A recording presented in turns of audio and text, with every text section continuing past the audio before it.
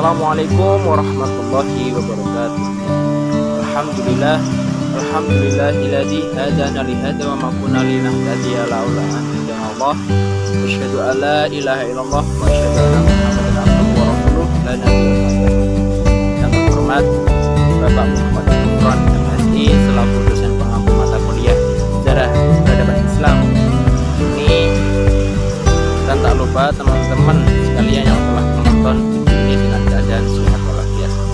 Pertama-tama marilah kita panjatkan puja dan puji syukur kehadirat Allah Subhanahu wa taala yang telah memberikan rahmat, hidayah serta inayahnya sehingga kita bisa melihat video ini dengan keadaan sehat walafiat. Dan kedua kalinya sholawat serta salam kita aturkan, kita curahkan kepada junjungan kita Nabi Agung Nabi Muhammad SAW yang kita tunggu syafaatnya di yaumul qiyamah nanti, amin ya rabbal alamin. Berkaya, berbakti dan bermanfaat. Baik, di sini saya izinkan memperkenalkan diri. Nama saya Mahfud Samsul Arifin dengan nomor NIM 2621054. Di sini saya akan menjelaskan sedikit tentang apa tugas yang telah diberikan kepada saya, yaitu makalah yang bertemakan peradaban Islam pada masa Daulah Bani Abbasiyah yang berjudul Masa Kemajuan Peradaban Islam pada masa Daulah Bani Abbasiyah. Oke, dari penjelasan ini itu ada 3 aspek.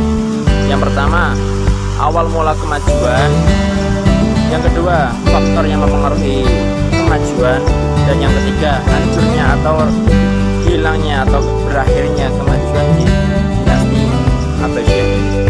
Baik, yang pertama, awal mula kemajuan dinasti Abbasiyah.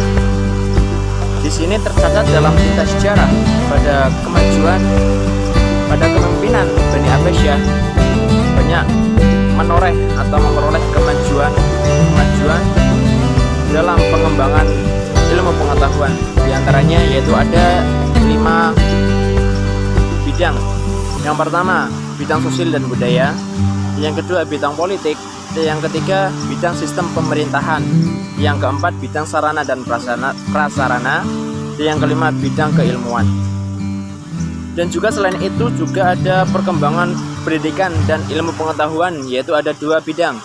Yang pertama, bidang agama dan bidang umum. Dan masuk ke aspek yang kedua, yaitu faktor yang mempengaruhi kemajuan atau kejayaan dinasti Abbasiyah ini. Di sini ada 2 faktor. Yang pertama faktor internal dan yang kedua faktor eksternal. Faktor internal sendiri ada 3 poin. Yang pertama, hadirnya dinasti kecil yang telah memerdekakan diri.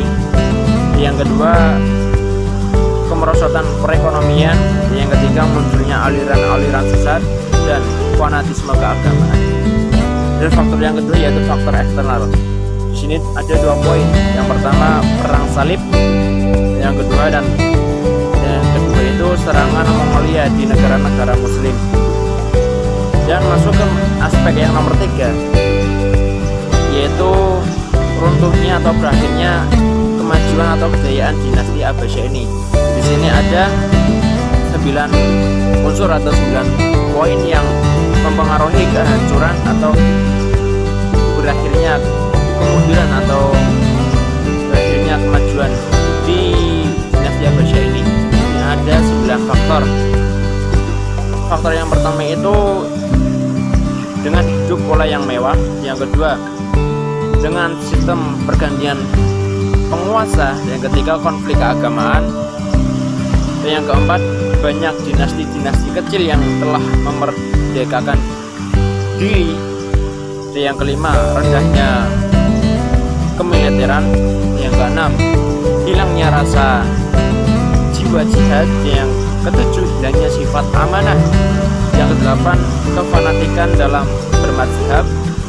Dan yang kesembilan, itu besar pengeluaran keekonomian.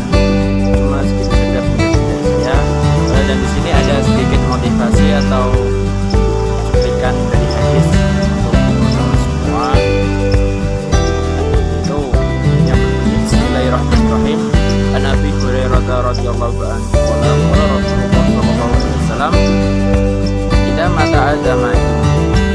waktu amalihi ila min salas sadaqatin jariyatin aw ilmi yantafa'u bihi aw waladi sholihin yad'u lahu.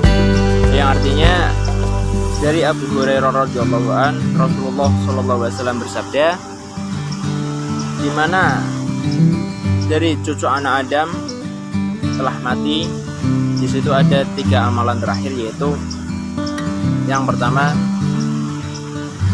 sedekah jariyah, yang kedua ilmu yang bermanfaat, dan yang ketiga anak soleh yang mendoakan kedua orang tuanya. Nah, jadi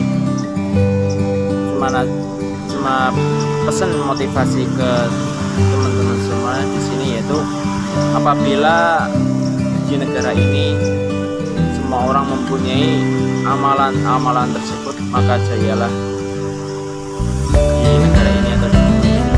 Terima kasih. Cuma segitu saja dari saya. Apabila ada tutur kata yang salah, ada yang tutur kata kurang pas di hati teman-teman semua, saya ucapkan mohon maaf sebesar-besarnya. Sekian, wassalamualaikum warahmatullahi wabarakatuh. Terima kasih. Jangan lupa share, komen, dan subscribe.